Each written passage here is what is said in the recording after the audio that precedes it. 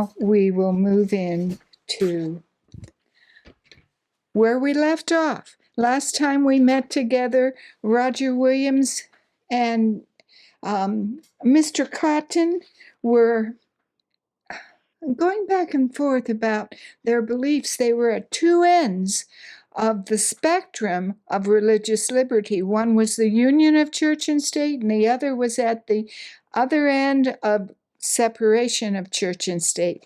And there was a bloody, what did we call it? A blowdy, let me back up, document. It was named that. And Mr.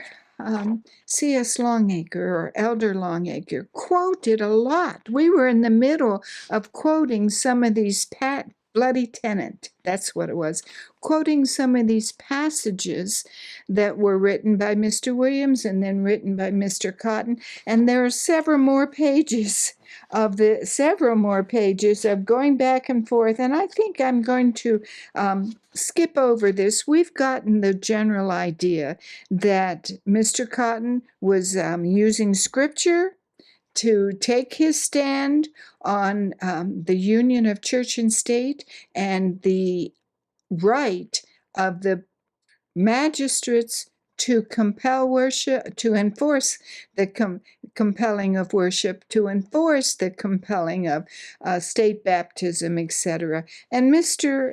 Williams was totally against that. So we know that. So I'm going to move on a little bit in our book to let's see, that's not where I want to be, just a minute, to the conclusion of this debate, going back and forth, a written debate, I should say. And I've moved my marker, so I've marked in the book itself, so just give me a minute to find the marks. Okay, we're going to pick up with the fact that Mr. Cotton was responsible for the banishment of Roger Williams at the famous trial in Salem, when Williams had to flee into the wilderness and almost perished for want of food, shelter, and clothing. Remember, he fled in the middle of winter. Mr. Williams refers to a letter which he wrote the magistrates afterwards to Mr. Cotton, in which he said that if he had, quote, perished in that sorrowful winter's flight, only the blood of Jesus Christ could have washed him, i.e., Mr. Cotton, from the guilt of mine. Mr. Cotton's retort was, had you perished, your blood would have been on your own head. It was your sin to procure it, and your sorrow to suffer it. The particular charge that Mr. Cotton brought against Mr. Williams at the Salem trial preceding his banishment was that Williams taught that the civil magistrate's power extends only to the bodies and goods and outward state of men, and did not pertain to offenses against God and religion. This doctrine Mr. Cotton called damnable heresy. Upon this charge, the court found Mr. Williams guilty and pronounced him worthy of banishment. Mr. Cotton affirmed, though the magistrates rendered the judgment without his counsel or consent, I dare not deny the sentence passed to be righteous in the eyes of God, who hath said that he that withholdeth the corn, which is the staff of life, from the people, the multitude shall curse him, Proverbs 11:26. Mr. Williams replied that selling or withholding of spiritual corn are both of a spiritual nature, and therefore must necessarily in a true parallel bear relation to a spiritual curse, and could not possibly apply to any temporal death or banishment.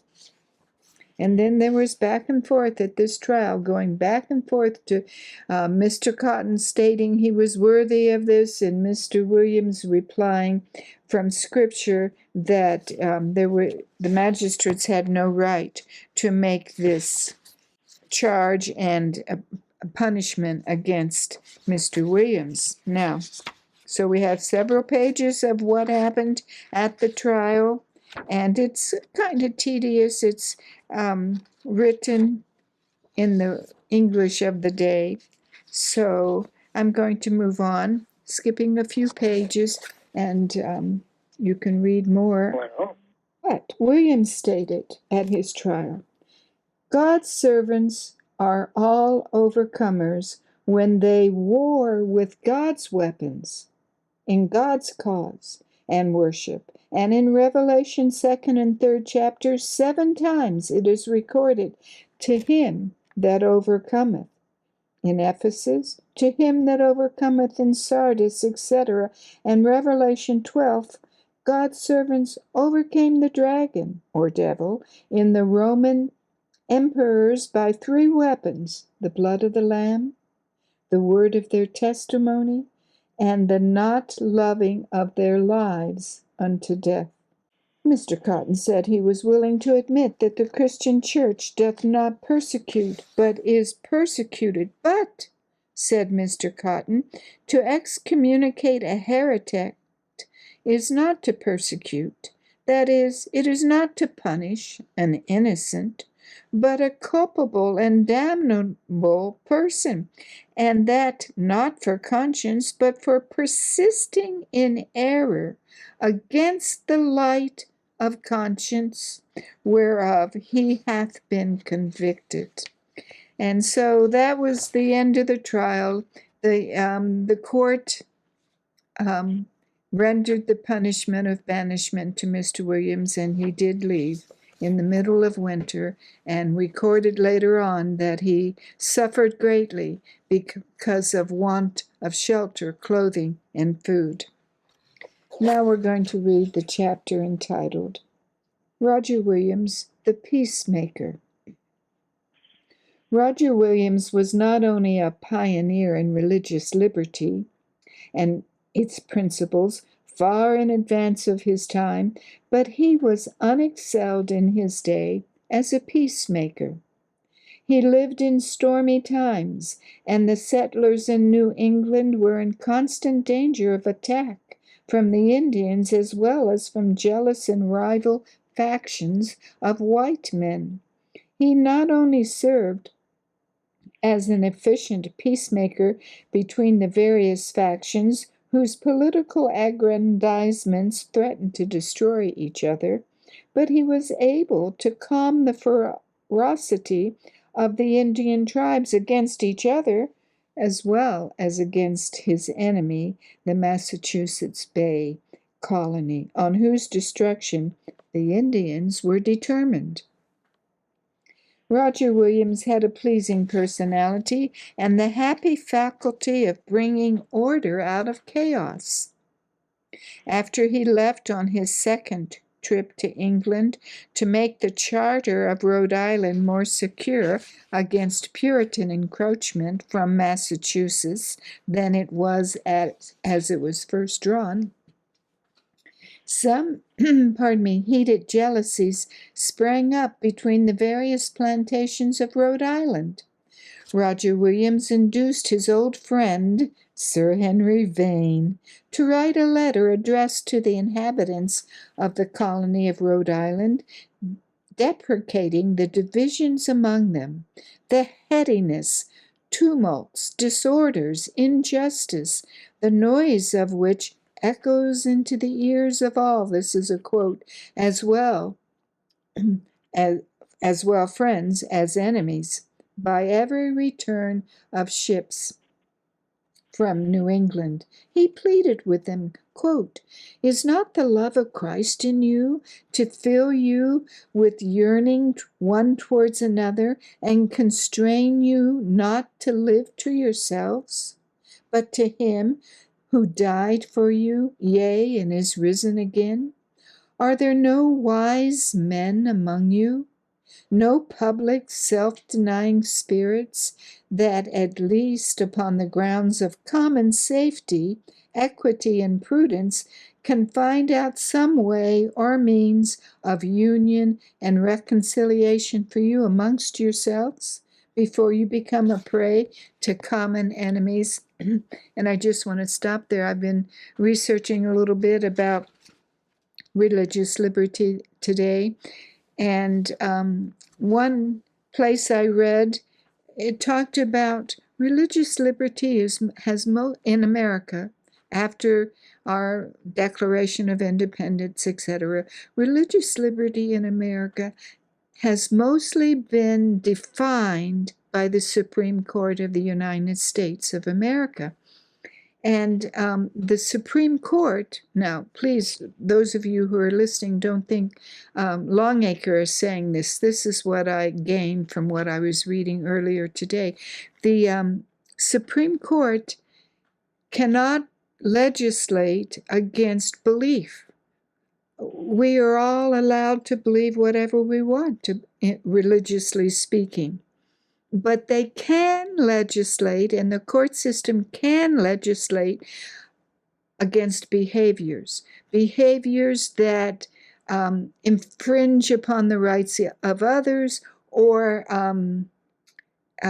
if your beliefs, for example, of a religious nature include human sacrifice, of course, then the law and the court system can intervene and prevent those behaviors from happening. But they don't, as far as I know, and who am I? I'm just learning the way the rest of you are, but that the court system does not legislate against a belief, but they can legislate against how your religious belief is put into action. If that action infringes or harms or destroys someone else, like human sacrifice were, and that's a big example. But it just made me realize that one day, if the Lord so directs, you and I may be living during the time where our liberties are infringed upon, where we are enforced, or where they try to enforce Sunday worship upon us. That's a behavior, you see.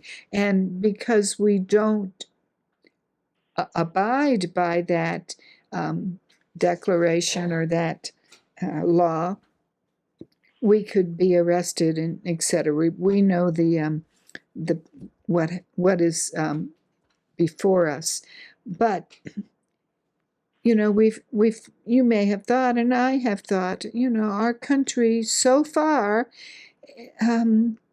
is going by our Constitution and the Bill of Rights, etc.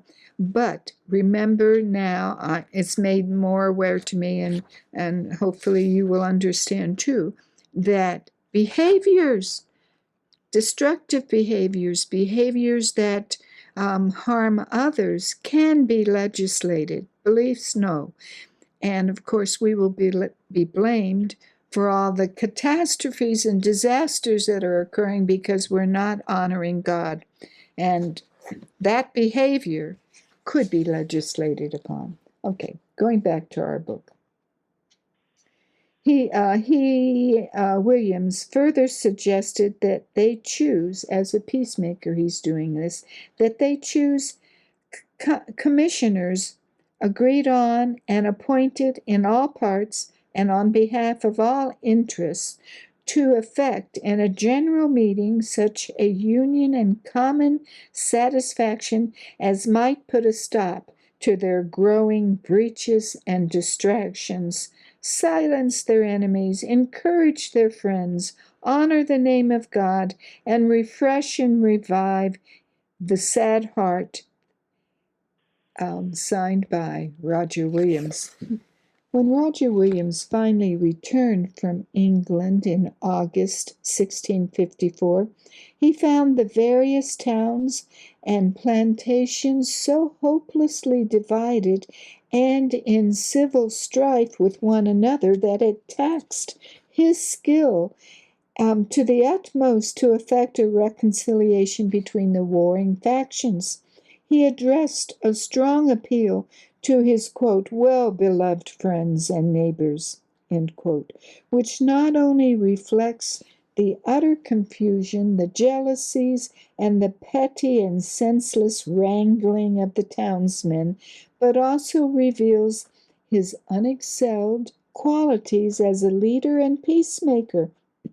He told them how he had spent almost 5 years with the state of England to keep off the rage of the English against us, and how he had labored incessantly to keep up the name of a people, a free people, not enslaved to the bondages and iron yokes of the great oppressions of the English and barbarians about us. And all the reward he had obtained for this service was, quote, grief and sorrow and bitterness. He further stated, I have been charged with folly for that freedom and liberty which I have always stood for. I say liberty and equality both in land and government. But, gentlemen, blessed be God who faileth not, and blessed be his name for his wonderful providences, by which alone this town and colony, and that great cause of truth and freedom of conscience, hath been upheld to this day. The deputies of the different plantations had refused to come to the General Assembly in Providence, or to meet together in conference to iron out their differences, and their union was on the point of dissolution and likely to be swallowed up by the Massachusetts Bay Colony. Roger Williams displayed his qualities as a leader of opposing factions at this critical moment, and took personal responsibility in effecting peace and harmony. He promised all deputies of every faction, if they came together, to consider the common peace and common safety and common credit, and were willing to sacrifice something for the cause of pacification and for union of the plantations, that all should have the right of free debate and conference, and the right to vote in all matters with us of the plantations. This appeal had its inevitable effect, and prepared the way for the reconvening of the General Assembly in Providence, and the reconciling of all their differences, and led not only to the reestablishment of the Union, but to the making of the Union of the Providence plantations more democratic. At a general election held in 1654, Roger Williams was elected President of the Republic of the Providence Plantations. Though this choice of the people of Rhode Island was quite contrary to his own choice and wish, yet the public need and demand, as in the case of George Washington in his election to the first presidency of the Republic of the United States, made his acceptance of the office inevitable. The General Assembly, which ratified the election of Roger Williams as president, authorized him to write a letter of thanks to His Highness the Lord Protector Oliver Cromwell, and to Sir Henry Vane and other friends in England, in the name of the Republic of the Providence Plantations, and that Mr. Roger Williams subscribed his name with the title of his office.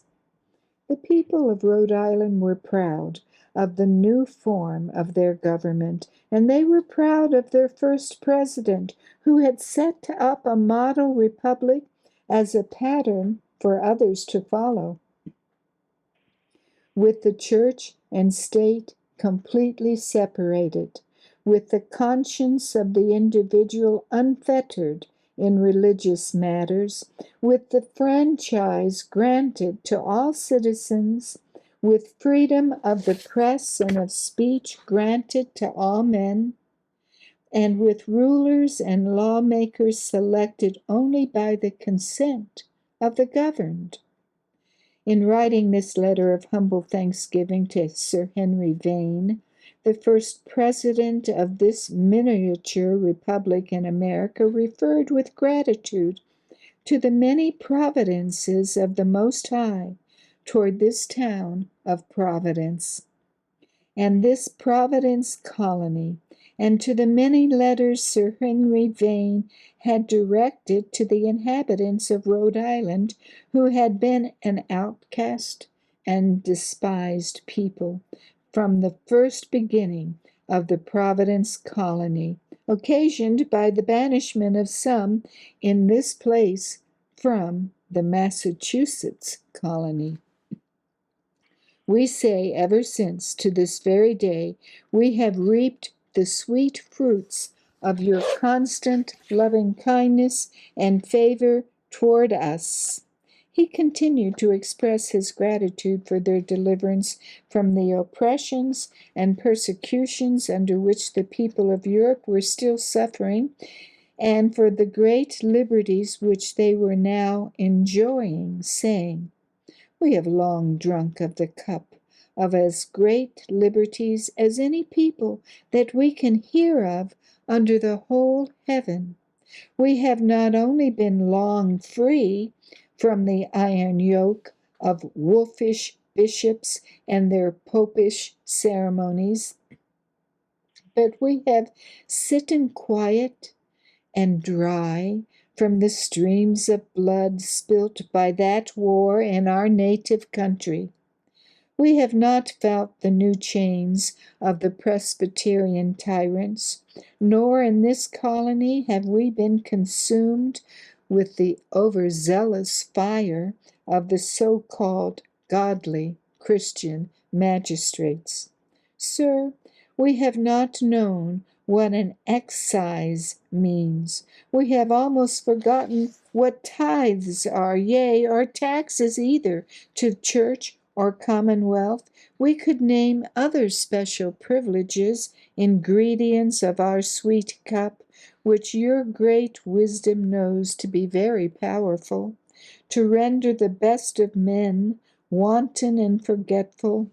We hope you shall no more complain of the saddening of your loving heart by the men of Providence Town or Providence Colony, but that when we are gone, our posterity and children after us shall read in our town records your pious and favorable letters and your loving kindness to us, and this our answer and real endeavor after peace and righteousness.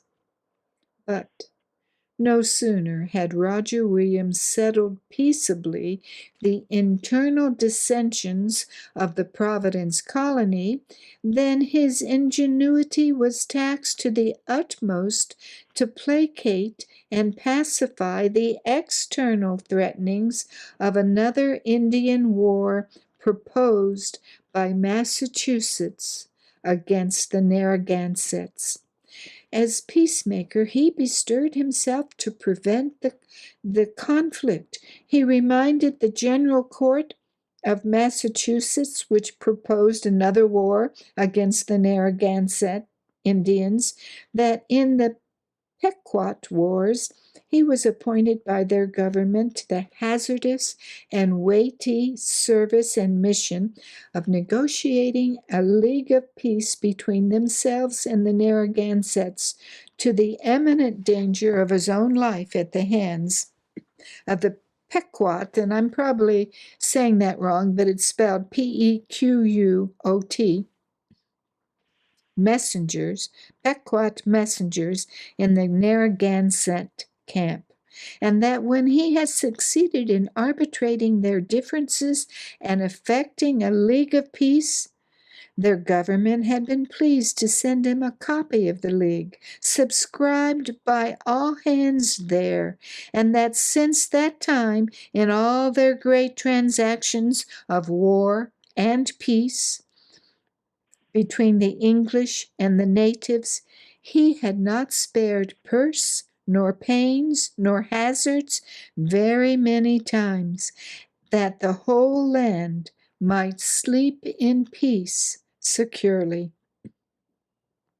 and that he would not be doing his duty to the Parliament of England, the Council of State, and His Highness the Protector, if he should be silent, when their mutual interest were not a little concerned in the peace or war of New England, and since among their other favors to the colony of Providence plantations, some were expressly concerning those very Narragansett Indians, the native inhabitants of this land.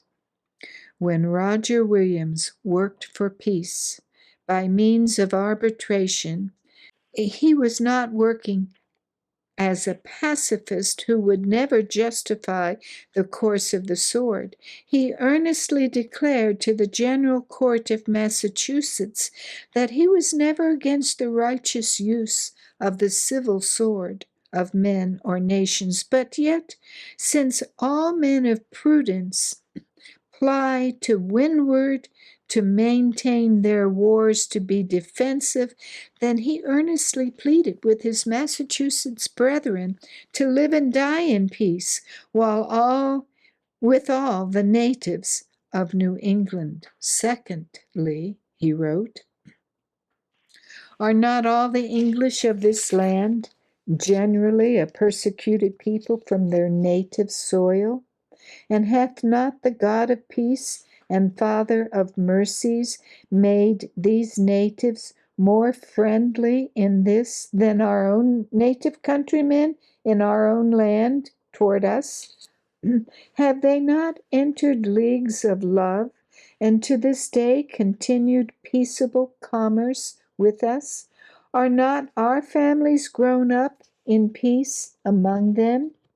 Upon which I humbly ask, how can it suit with Christian ingenuity to take hold of some seeming occasions for their destruction, which, though the heads be aimed at, yet all experience tells us falls on the bodies of the innocent? Again, Roger Williams succeeded, as he had upon numerous occasions before, in averting a general war with the Narragansetts. He was the peacemaker of New England. Through his indefatigable efforts of charity, he reconciled his enemies with their enemies.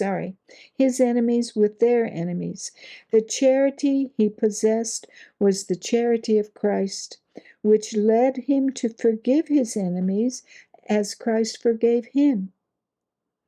At the risk of his own life, he saved Puritan and Pilgrim alike from impending Indian massacres, even though they had exiled him to the wilderness and suffering. His spirit of love and liberty for all men, irrespective of their divergent beliefs, enabled him to win men to his standard and to form an enduring compact binding men together in the bond of political union only in civil things. These United States are the fruition of his hopes, his faith, his ideals, and his labors. All honor to the ideals, the faith, the hope, and the charity of Roger Williams, but the greatest of those was his charity for his enemies. And even though they did not appreciate his efforts, it was fortunate for America that Roger Williams was banished from England by untoward circumstances, and from the Puritan colony by general court action. Had he not experienced these hardships as a result of a church and state union, he might never have seen the clear light of religious liberty in all its fullness, nor remained steadfast as its defender to the end of his career. I want to read some of that again. It was fortunate that he was banished from England and also from the Puritan colony over here. Had he not experienced these hardships, Longacre is writing, he might never have seen the clear light of religious liberty. And I know all of us have suffered in the home, in the workplace, in the neighborhood, or wherever. And it hasn't made sense, perhaps, to you, but God has a long-range plan. He sees the end of what we're going through, and everything is done for our good. And just like Longacre is bringing out, Roger Williams experienced these hardships, but it resulted in goodness and greatness and long-range action for America going on. He had tasted the bitter dregs of religious persecution and witnessed the baneful results of a denial of human rights. He saw and experienced all the evil consequence of religious legislation and also of the interference of the civil magistrate in matters of conscience in the prescription and enforcement of religious obligations. He also lived long enough to see his own experiment of a complete separation of church and state develop into the fruition of his brightest hopes. He had the good fortune to found a new government in a wilderness previously unoccupied, except by roaming Indians, from whom he purchased the land. There were no cherished traditions or legal precedents from a former administration of government handed down to handicap his new experiment. He had the privilege and unprecedented opportunity to build a republic and create and mold it in harmony with his own ideals. A kind providence prolonged his days, enabling him to perfect his ideas and to demonstrate that a government of the people, by the people, and for the people, under a complete separation of church and state, produced the happiest results in society that the world has yet witnessed in any human government on earth. And all of us can look back on the history, even the recent history, the 20th century onward, of wars and rumors of wars, and World War II, Russia and Germany, and all the persecution that occurred. And so we can see firsthand that right now, today, there is no government that is so happy, that espouses church and state separation, and a government for the people, by the people. And what is the other one? Of the people, by the people, and for the people.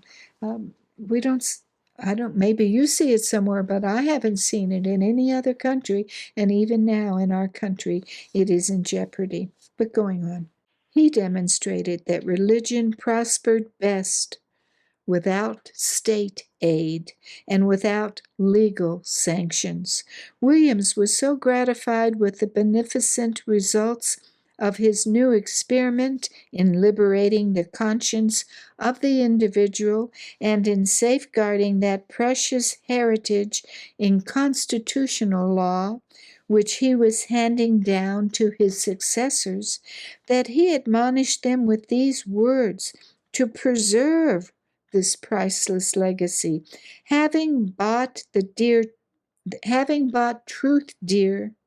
We must not sell it cheap, not the least grain of it, for the whole world. That's what he had written. Roger Williams, as a sound-minded and well-seasoned statesman, steadfastly protested to the closing days of his life that the civil magistrate ought not to punish a breach of the first table of the law, comprised in the first four of the Ten Commandments.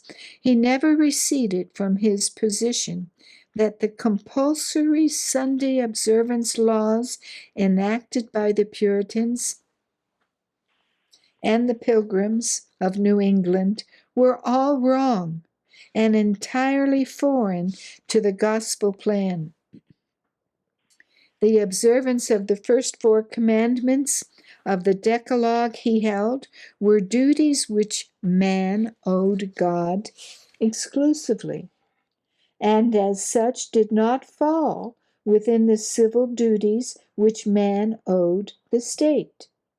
He was confident that God purposely wrote the Ten Commandments on two separate tables of stone in order to separate the duties and obligations which were purely religious and spiritual from those which were secular and civil.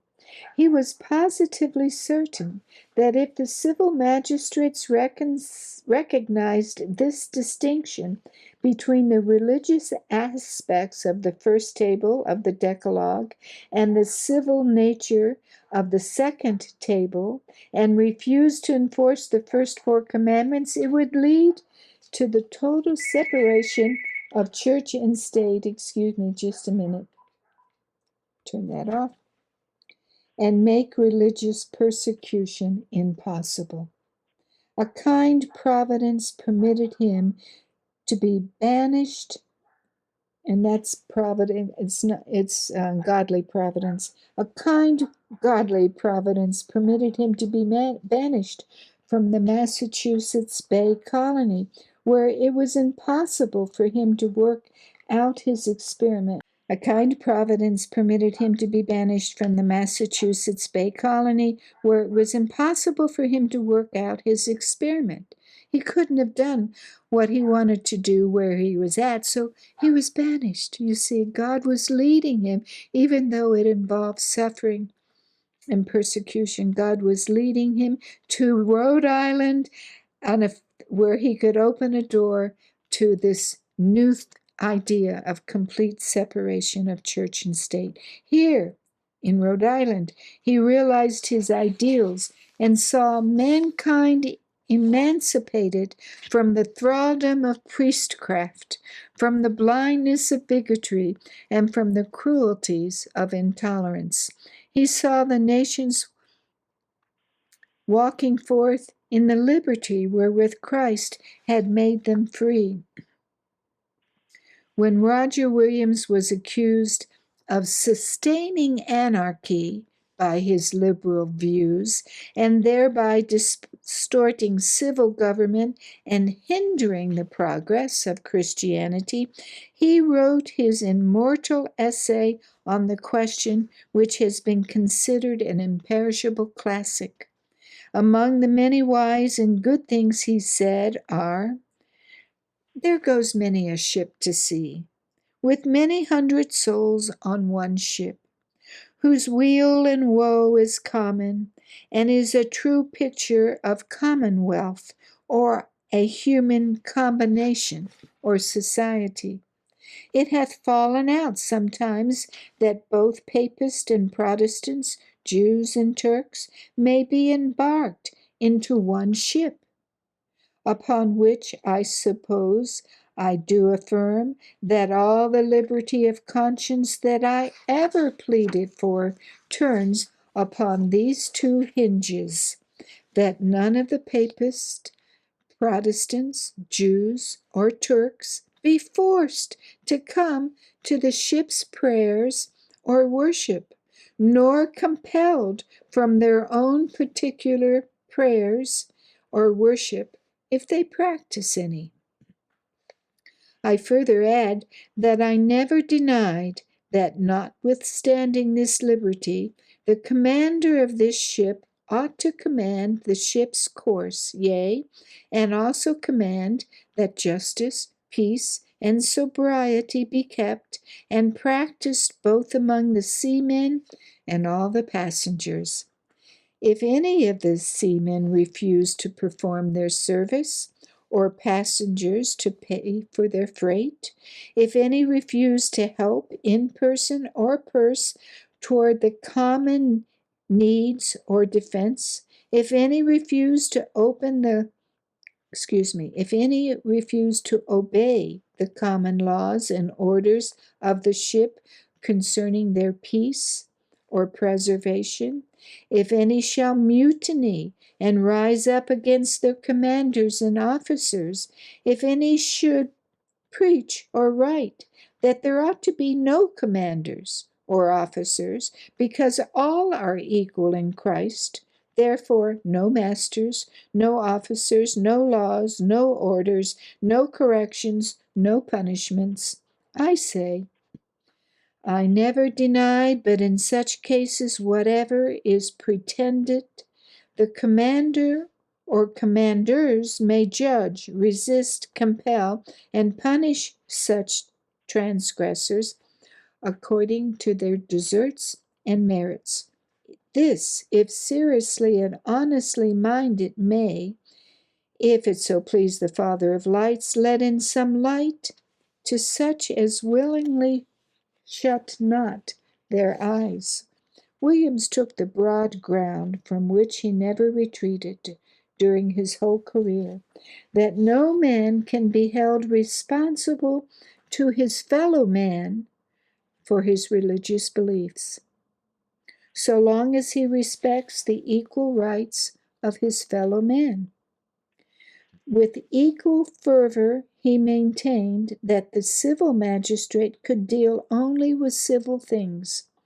In his Blouty Tenant, in answer to John Cotton, the Puritan, he maintained that the sovereign power of all civil authority is founded in the consent of the people. And I'm looking, we have about 10 minutes. Let's see how long this chapter is. Oh, it goes quite long. I'll read part of the next paragraph. It's a long paragraph. The ideals and purposes of Roger Williams were wrought out in his experiment in Rhode Island, and he demonstrated to all the world that a government based upon individual initiative and equal opportunity and the free exercise of the conscience in religious matters was far superior to any government that regimented and prescribed all things to all men. He demonstrated beyond the shadow of a doubt that the happiest, most peaceful, and prosperous people are those who live under a government in which the people are ruled by the least legislation necessary. Many believed in religious liberty, but only for themselves. Some believed in the freedom of conscience for others, but the high honor was reserved for Roger Williams to establish the first government upon the consent of the governed, where all men of every religious persuasion and of no religion and the inalienable rights of the individual should enjoy equal protection under law. Truly did the great American historian George Bancroft say of him, he was the first person in modern Christendom to assert in its plenitude the doctrine of the liberty of conscience, the equality of opinions before the law. Williams would permit persecution of no opinion, of no religion, leaving heresy unharmed by law, and orthodoxy unprotected by the penal statutes, we praise the man who first analyzed the air or resolved water into elements, in other words, understood water is H2O. We praise those men. Even though the discoveries may have been as much the fruits of time as of genius, a moral principle has a much wider and nearer influence on human happiness, nor can any discovery of truth be of more direct benefit to society than that which establishes a perpetual religious peace and spreads tranquility through every community and every person. If Copernicus is held in perpetual reverence because on his deathbed he published to the world that the sun is the center of our system, if the name of Kepler is preserved in the annals of human excellence for his sagacity in detecting the laws of the planetary motion, if the genius of Newton has almost been adored for dissecting a ray of light and weighing heavenly bodies as in a balance, let there be for the name of Roger Williams at least some humble place among those who have advanced moral science and made themselves the benefactors of mankind. And that's where we will end.